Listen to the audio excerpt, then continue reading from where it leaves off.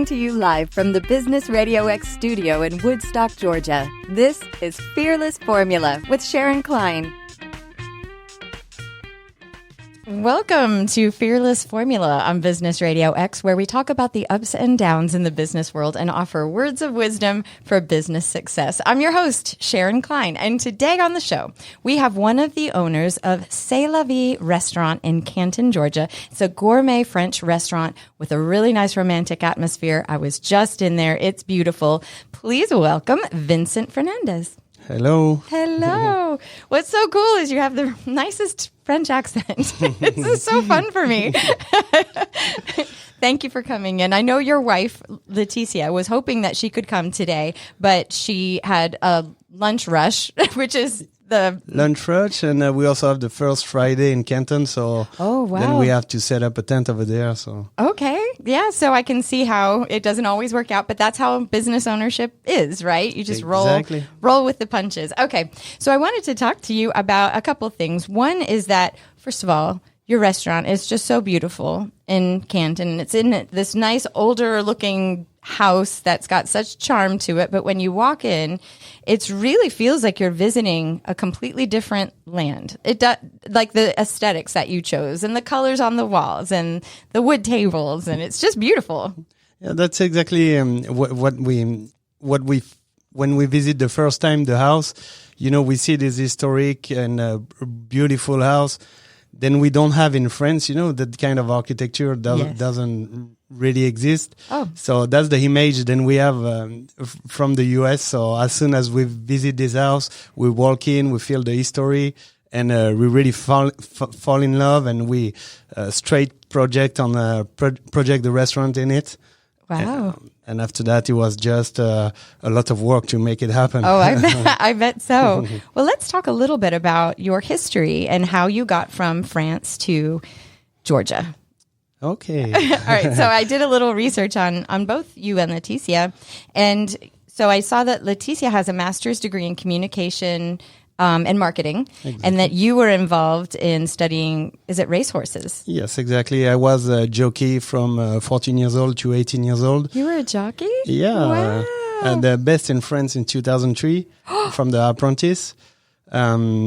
So after I met Laetitia, I was 19 years old.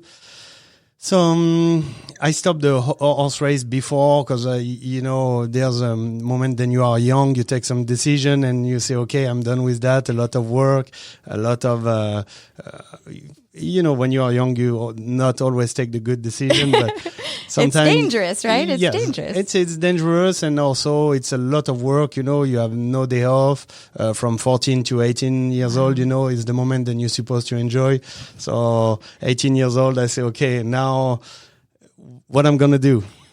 So then you met Laetitia, and I met Laetitia, and I decided to. I was kind of entrepreneur already when I was young. You know, very young. I start to you know, exchange products and product. Yeah. So we decided to together because she has a job at 1.5 hours from where I lived when we meet, and I tell her, why not your father have a pizza business? Why not to take this advantage to learn about it and go by yourself, and we will see what happens. And that's how it started. You got started making a pizza restaurant. Yes. We had a pizza place for about 10 years before to get very boring and say, okay, we pay a lot of tax in France. We don't make too much money so we decided, and we wanted to see something else also. Mm-hmm. And we look all the map, the world map, and we say, okay, where are we gonna go? And so we tried different country, and the US was, you know, it's a kind of a dream. You know, when you are a kid, you see this flag, this beautiful flag.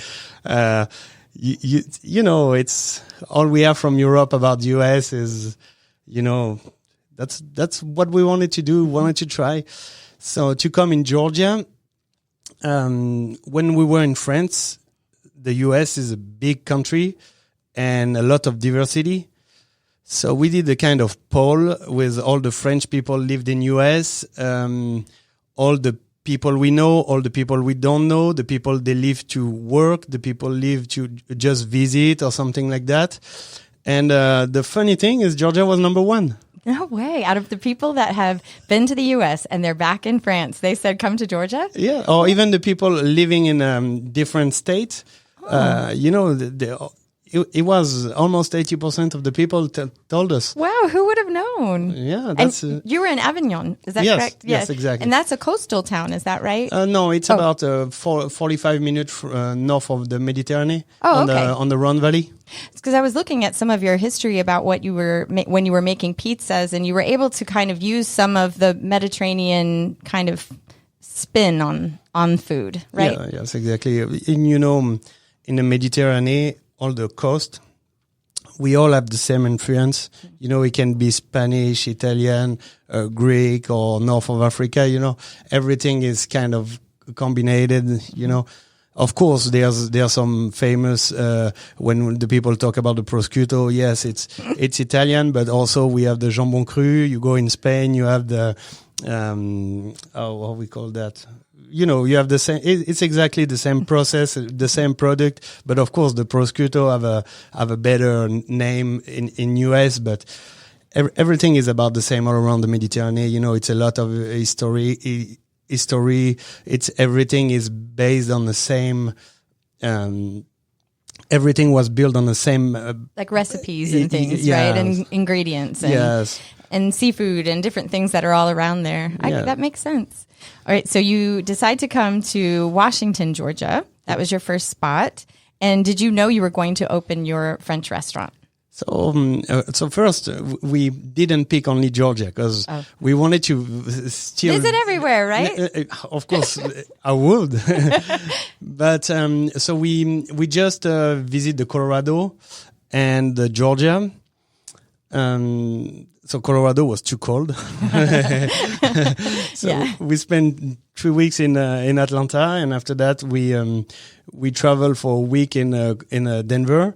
And as soon as we land in Denver, I had to run to rush to buy a jacket in the end of September. So I said, okay, it's maybe too cold. When my friend probably a month later sent me a picture with probably a inch of snow, I was like, ooh. If you want to ski, it's a great place, right? Exactly. And lots of wonderful things about Colorado, but definitely different temperature-wise. So you come here and it felt more like home to you, or felt comfortable to you? I think what is great is we still have the season. Yes. It's that we feel a little bit like in France because, it's not like Florida when it's summer all year long. It's very green. I think the lifestyle is... It's great. The cost of living is great too. So it was what all the French people say about the Georgia, and is booming also. So that's exactly what we see since we are here, and that's why we love Georgia. Yay! And about Washington, so I have my friend from Colorado. When I tell him, Colorado is too cold, he say, okay.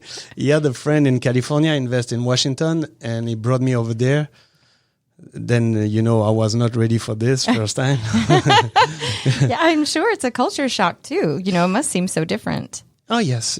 But I mean, we are from Avignon is still a small town, and I raised in a small town, so it's kind of feels the same. Yes, pretty similar. Everybody know everybody, I mean, in Washington, because of course it's only 3,000 people. Oh. So you opened your first restaurant there. It was the same. Was it C'est La Vie? Yes, it was C'est La Vie. So we started the first restaurant there. It was for us a good opportunity to try a product without a big expense, because the city wanted us over there. So we say, okay, but, we don't have a big, a big amount of money to invest. And, we arrived, I had zero English. My wife had a little bit. So on a letter of 10, I I had 0 and she has probably 2 or 3. Oh my goodness. Oh my goodness. So you didn't speak any English when you came over here? No. Oh my gosh. You speak so well now. It's only been like 3 years or 4 years. I don't know, something like that. 4 years. And Washington was great because they have a so deep Southern accent. Then I think I learned on a kind of rough, Well, sometimes you can't understand Southern accents even when you speak English. So, exactly. So do you think you learned? Well, you don't sound like you have a Southern accent right now. You sound. No. It doesn't mean I have the accent, but I understand. Oh, you understand it because it's so difficult. Oh, I got you. So it's so difficult to even learn. Oh, yeah. Oh my gosh, I didn't think about that. That's funny. But listen, how did you learn? Was it just being here and interacting with people? Yes, I learned. I think we both learned by the hard way. Hard way. The people tell us, I will charge you $1,000 to make you a drywall wall from probably 3 feet, something like that. And I was like, oh, yeah, sure. Without you understand, because I understand he wanted to charge me only $40, You can say there's a lost in translation of whatever it is. Oh, that's funny. So, yeah, it was... so we learned pretty quickly, and we also had to learn about how to run a business, all the paperwork and all this thing, pretty different than in France. So easy to go open a business, run a business, then you feel like you miss something all the time. Right, you worry. Yeah, you worry because you say, I missed something, and of course we miss many things. The first when we open after 3 months in France, you have to pay your sales tax every 3 months, and for me, I didn't even think about it. So after 3 months, we receive a letter from the IRS and say, "Hey, you should have to pay. You're late." But the CPA, didn't even think about. I mean, she told us, but we didn't understand. So we were just goodness. Late on a few things, but we learned, and everything was okay. It was not a big consequence on it. Then we just went through, and now it's okay. We know everything about everything. Well, you learn the hard way, like you said, but there's a lot of fear that comes into play when you are coming to a country you don't have the language down, you don't speak English, you don't understand all the laws. I don't understand all the laws either until you have to, right? Oh, yeah, exactly. So what made you so brave? The craziness, maybe. You're a crazy brave person. Brave, I don't know, but crazy, yes. Yeah. I think when you want to do something, if you want this thing happen, you need to make it happen. It will not happen by itself.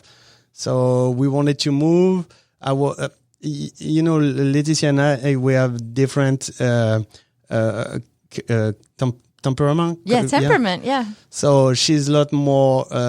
She feels to need safe. She's not a risk taker. Mm-hmm. And but she really enjoyed all happened since we start, but it was very different. She was very scared. I was very excited. And I work. We work both together very hard to go through first this language problem, this all the administrative thing, leaving the family, before that my parents live at half miles from my home. Oh, wow. Laetitia was probably 10, 15 miles from home. So we were very connected, and we decided to leave. So from one day to another, we had the kid 24-hour day, 7 days a week. No way to have a free time and in the same time running the business. So a lot of energy, but as we say, no pain, no gain. So oh, that's a good phrase, a good English phrase to say. Oh. Okay, so how did you come up with your items that you're having on your menu, all the different recipes and your ideas of how you wanted to have your restaurant? So what we wanted when we opened this restaurant, it was having something like correspond to us. Yes. And we really wanted to have our image in a restaurant. The people, like, when we receive them, we receive them at home. You know, like, they can sit with us and we can... So at the beginning, we find out it was a very different culture. Because in US, the people, sometimes they eat like they go to fill the gas at the gas station. Then in France, you know, when you go to the restaurant, it's to spend hour and hour and hour just talking, debating, or something like that. So at the beginning, we had to adjust. But little bit by little bit, you know, the customer came, and after that, they know why they came. We had to explain the way then we are, the way then we see the restaurant. And I think the people really enjoy it now. So they come and they stay. They talk to you. Yes. They don't just come in, eat, and leave. Oh, yeah. No, not anymore. The first restaurant was a little bit like that. So we were kind of, the people was like, oh, he's not quick enough. He's not quick enough. Oh, my goodness. And now they say, oh, already here. Really? That's funny. Well, I had gone to your restaurant the other day, and because I wanted to be able to talk about it when you're coming on the show. And I had soup, but they brought a bag or half a baguette. Yes. It seemed huge, but it was half. And I didn't know that the baguettes that you have are very special. They're not made here. They're made in France, right? Yes, exactly. We bake them. They're like half baked over there, and then they finish here. Yes, because the problem is about the flour and the raising and all this thing. You know, there's different wheat, different. Right, the wheat is different. Everything. Yes. Okay. And we don't have a time to do the. You know, in France, the guy then they make the bread. You know, they wake up at midnight. Raise it and cook that at 6 a.m. You know, it's take an hour and hour. It's a real job by itself. So. Just to make baguettes? Yes. Holy cow. I had no idea. I don't think I've appreciated the baguettes that I've... Well, having them at your place, I could tell it was different. Plus, I mean, the gentleman who was explaining to me about baguettes, he was saying that they need to be proofed and baked where they were made. Like, you don't mess with it. So it's a very serious... It's definitely a level of seriousness with food. Oh, yes. I mean, the bread is something very important. Yeah. You know, bread, wine. I have my wine distributor come to me and come with some wine they don't understand. There's some details, then I'm very picky about it because, of course, it's like the bread, the wine, the cheese. It's a product, and we cannot, when you are French, you cannot... Can't cut corners. Yes, exactly. I was looking at your menu, and I see you have some different kinds of things on your menu than what's typical. Like, you have octopus on your menu, right? Yes. Where do you get this octopus from? From Spain. Oh, really? Yeah, it's from Spain, exactly. Does it come in like every day? How does it work? No, the octopus come frozen because anyway, when I was in France, I do spear fishing, so I collect a lot of octopus. Oh. But to cook it perfectly, you need to freeze it before it break the fiber. Oh, I got you. And after that, you have to cook it like for a certain time and slowly and to make it very, very tender. So, yeah. What's your favorite thing that you serve on your menu? I love too much food, so that's why I do this job. All we have on the menu is all we do is what we like. So that's why I don't make the dessert. Oh, really? Yeah. You don't like the dessert? No. I like a savory food. I like I like the butter. I like all this thing, But you cannot put me to make dessert because first I don't like it. I don't feel a pleasure on it. So Laetitia, if she was there, she will tell you she's very like organized. A gram is a gram. Then for me, a gram, Right. So there's baking and then there's cooking, right? Yes. Baking, you have to be so specific, but cooking, you can just add. Oh, yeah. You have an idea. Oh, it's okay. 5 minutes later, you can arrive at the idea with any, you have no specific technique. You can create a technique, It's just you go this way and you say, oh, I create a recipe. I didn't know this thing exists, but you made it. You don't know how, and you try to redo it the day after, but it doesn't work. So but the most important is the work one. So, well, I think it's interesting. It's like you may love something, but then you don't remember. You don't remember how you made it. You know, that's why I never write. I almost never write my recipe. Oh wow! And sometimes I take a whole menu than we have in the first restaurant, and I find out and I read and I say, oh. Okay, well, that's interesting. I may do it again, but every time that I redo, it's never the same. As I never write the recipe, you know, it's almost impossible. And every day, you learn about taste. You learn about, you know, the food is unlimited. You know, you walk in another restaurant, you walk in another market, you find the spices, you find the taste, and your taste will change and evolve with you every day. So sometimes I do some plate than I did when in my first restaurant, and I feel like, okay, it's a totally different deal because I changed the paper because now I have my taste like this, and it works. So, well, you're creative then. You're creative. I mean. I try. I try, but you know, it's not, I would say it's not about creativity, but it's about what you really love. And, you know, as your taste change, one day you will want something like this. And I just go to it and I say, oh, and you know, with all these, show on the TV, on the internet, it gives you a lot of inspiration about plating, about, taste also. It push you to go deeper on the you know, on the details. Yeah. Then it's great. I think the level of the cooking go a lot higher with all the show. I agree with that. And people can see what's out there outside of what they grew up with, what they thought was normal, which I love that you're in Canton, Georgia, because that's a very southern town. I don't think there are any other French restaurants anywhere near where you are. Like I can't even think of one. No, I think there's a one in I think in Buckhead. Oh, that's pretty far from Canton. Yeah. So how nice for you that you get to introduce a whole area to authentic French cooking. Like that's very satisfying. Yeah, I mean, we just do what we love to do. So it's kind of, for us, we don't see like introduced to the people. Like I tell you, we just take the people and bring them home and sit them on the table and create a relation. Because you know why we pick C'est La Vie for the name of the restaurant? It mean for me, C'est La Vie mean, you know, to live, you need to feed yourself.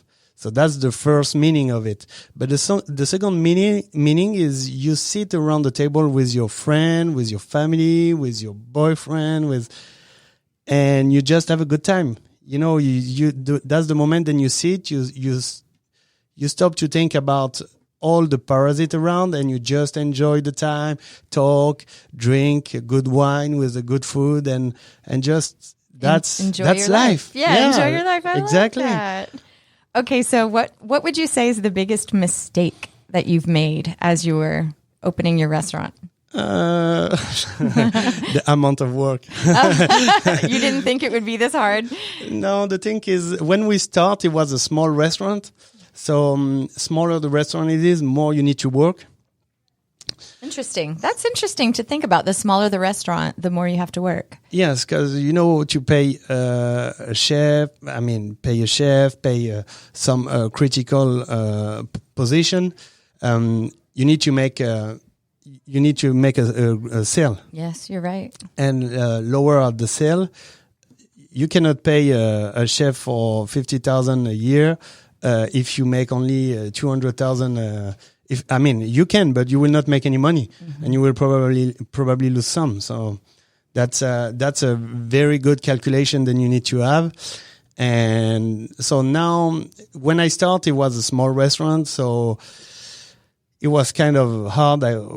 We had to do everything. The only position then we had to pay was then we were able to pay. It was a dishwasher and the waiter.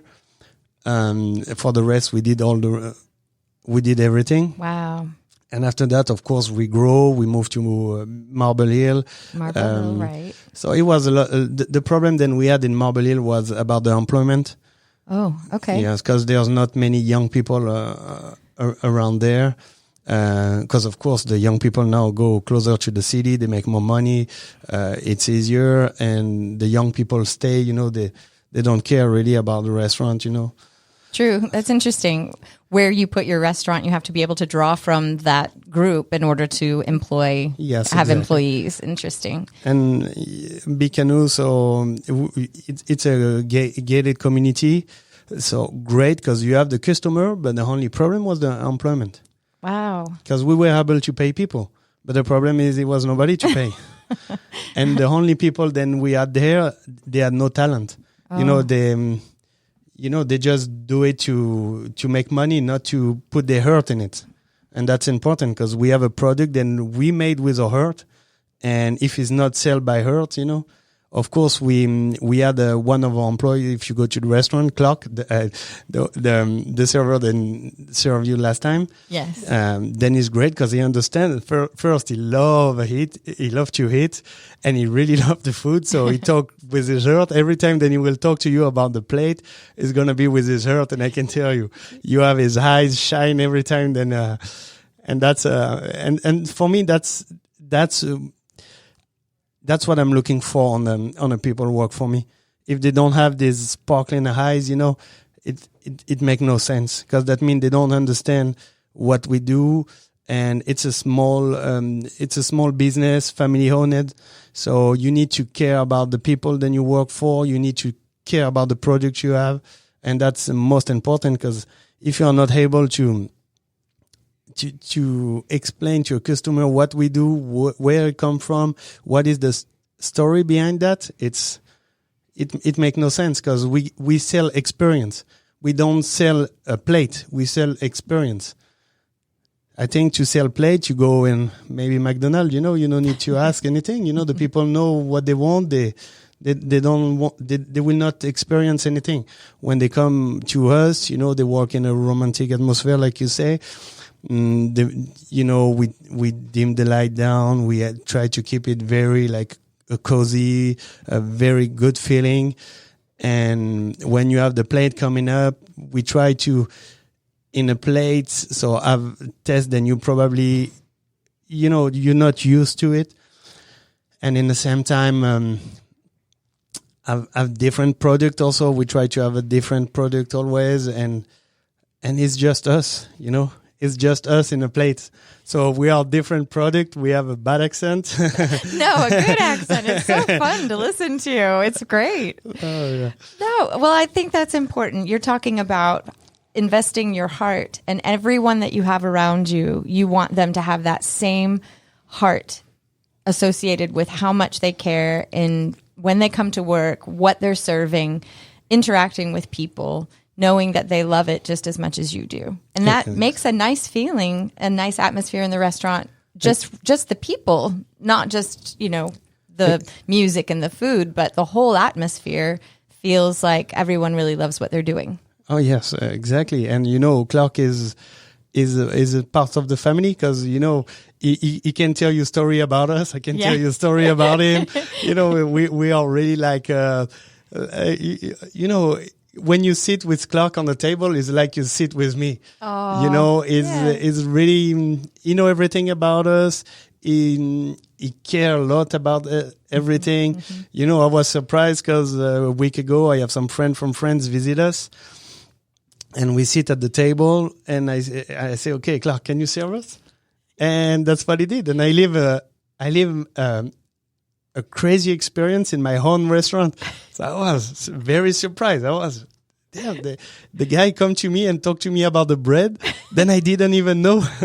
I mean, it's something then we know, but something then I never. Yeah, you never experienced. You were the customer. Yeah. You got to see it as if you didn't know anything. Yes. And you got to but it. even what he tell me about the bread, I was surprised, because that's true. But I never explained him. I never talked to him about it. How did he know that then? Because he loved the food. He loved the food, and he tried to understand why this bread is so good. why this bread is so good. That's what he tell me. Why this bread is so good. So he take his phone and research online. Why? And on his Google, on his search, you say, why the French bread is so good.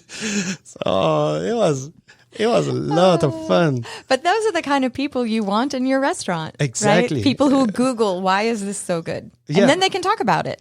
And explain it, and you can appreciate it. I didn't have an appreciation for it, and now I do. So it's nice. Yeah, and that's and every customer when they see it, like I was hiding and I listened to him talking, and he was saying, he said to the customer, hey, I'm the only American here, so.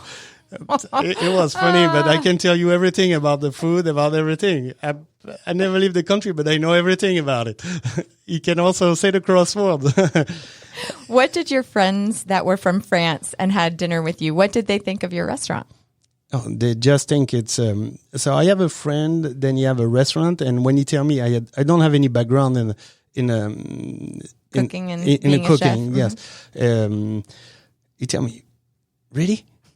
It's only 4 years and you are this level? I that must have felt so good. I mean, for me, I don't see like this. For me, it's nothing exceptional. I just do what I like. And of course, I read, I try. The most important is trying, because you can read a book, you can do whatever. If you don't never try, you will never know. So. Exactly right. So that's what I'd like to talk about on the show is how you deal with the natural fear that comes with opening your own business or with you even coming to the country and being not a native speaker. So I know that you said not so much bravery, but you just wanted to try it so badly. What would you say to someone that's out there who might want to open their restaurant or try a business and they just, I don't know what to do? So first of all, we wanted to do a restaurant because I think the restaurant was the easiest thing to do to change country. So for a few months, we go to work for free in France in a restaurant to learn about it. That was so smart. To learn about the basics because the knowledge the knowledge is priceless.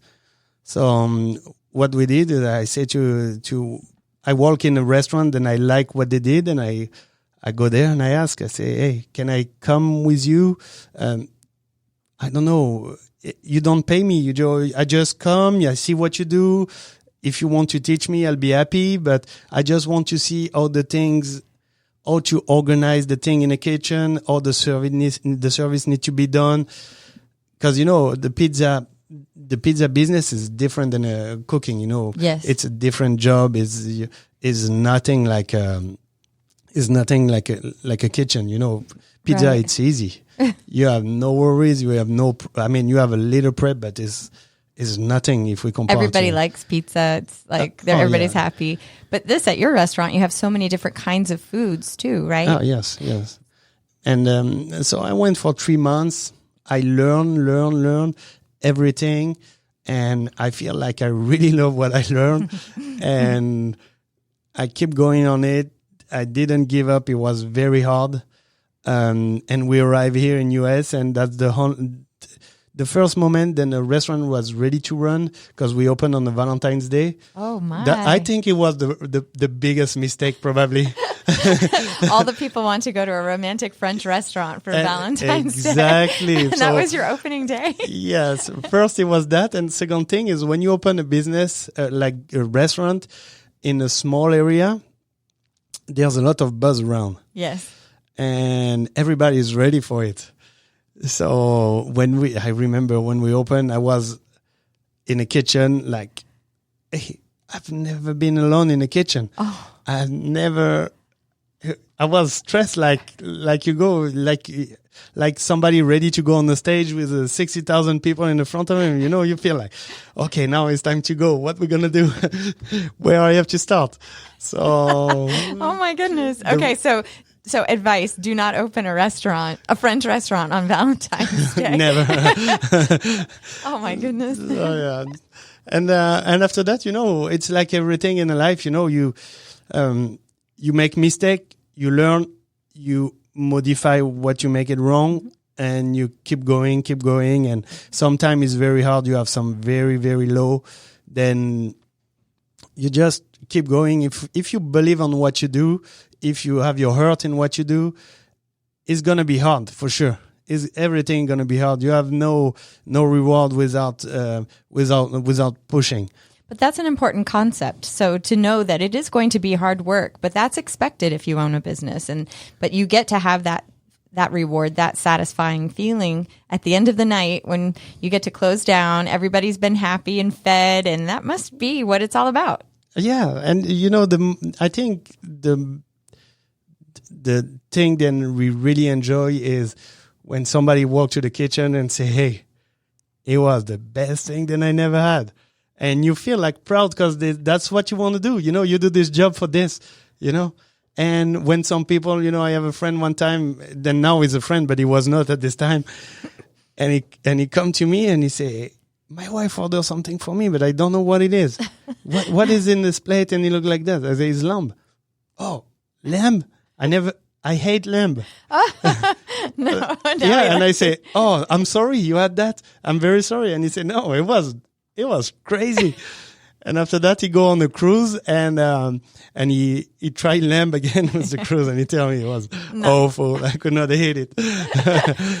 So you made him like lamb, your lamb. Just your lamb, not everybody's lamb. I mean, the way that it's marinated and you bring, it's like everything. If you take a raw product, sometimes you just need to know how to make it right or to flavor it without to be, and also the cooking is a big deal.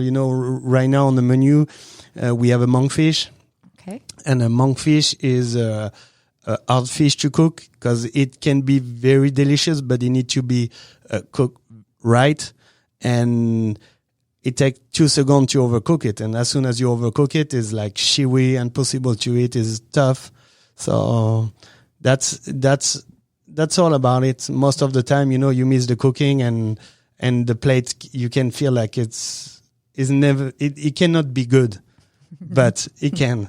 If you do it the right way. If you're yes, exactly. Well, I also saw that you have a Mother's Day menu that you're coming, a brunch. Yes. Right? Yes. And then you are in a magazine, Taste of 575. Exactly. And then you're going to be part of Taste of Canton next week, or exactly. Is it next week? Next week. So you've got lots of ways that you're able to advertise and encourage people to try your food, like in samples and things. Opening a business is very, very, now we are in Canton. Canton is a bigger city than any place than we were before. So on a smaller city, the buzz comes by itself. So don't really need to advertise because anyway, it's a big cost. And when you are in a small area, you will not have this money back because, the buzz will do it by itself. But in a bigger city like Canton, there's a lot of competition. The people have the habit, then you need to find a little spot on the schedule to bring them here. And we need a lot of advertising. Also, we don't have a sign now. So it's kind of from outside, you don't really know that's a restaurant. You have a French flag and a United States flag, right? Yes, exactly. But we work on extending the deck outside, and the sign is on the way, and we will be a lot more visible from the street. Oh, that's smart. So for now we are kind of in between. For now, the customer we have are happy. You see them coming back, come with their friend, and keep coming and keep coming back. So for us, that's a good sign. We are very grateful about it. And but at the beginning, it takes time to grow. We are lucky because we have a kind of different product. So when the people want to experience something else, we are lucky also because we are French, and the French have this reputation of a romantic, so like you say, Mother's Day, Valentine's Day was, the people they came because they had to find the spot, a special spot. Yes, something special, and unique. Exactly, because there's nothing like this around us anywhere, really. Yeah. That's so great. That's so exciting. What a great spot that you're in too, because you're not too far from the highway, but you're in a nice little part, like a little downtown part of Canton, which is historic. And they film movies all around there too. So must have a nice little draw of different people. And yes, and the mayor do a great job to make this city more dynamic, downtown more dynamic. So that's great because we can see that every day. There's a lot more people coming up, a lot more walker. So that's very important for us. Because, when the people just visit the city, they find us and they feel like, oh, I didn't know it was that. And that's good. And they will coming back. And that's good. Well, this is so exciting to talk to you. I'm so excited for you to see how it grows and the influence you have on the community, and knowing that you're expanding horizons, people's palates, and exposing them to some part of the world that they may never really get to go visit in France, but they get the feeling of it right here. So that's very cool. Exactly. We try to give them experience. Travel without flying. Yeah. Wow, that's awesome. Okay, so if anyone wanted to come to your restaurant, is there a way they can find you on? Are you on Facebook, or do you have your website? So yes, we're on Facebook, C'est La Vie Canton, GA or Georgia, something like that. We have a website. You put French restaurant Canton on Google. It's the only one that's going to come. Yes, maybe I don't know. Maybe you can put that on a French restaurant in Cherokee, and maybe we'll be the only one. I don't know. I think so. Maybe I never tried, but maybe we'll try it. Okay, well, Vincent, thank you so much for coming in and sharing your story. It's been so fun to talk to you and imagine what it's like to be you, coming from a different country and having a dream in your heart, and now it's a reality and everyone can enjoy it. That's a great experience, and I hope if you have a dream and if you want to open a business, because I know opening a business is very, very exciting. My wife may say the opposite, but she may say it's stressful, but for me, I live that like a excitement every day. Then you wake up, you will have something new show up. You have to face to the problem, go through. And sometimes it's not problem. Sometimes it's a good surprise.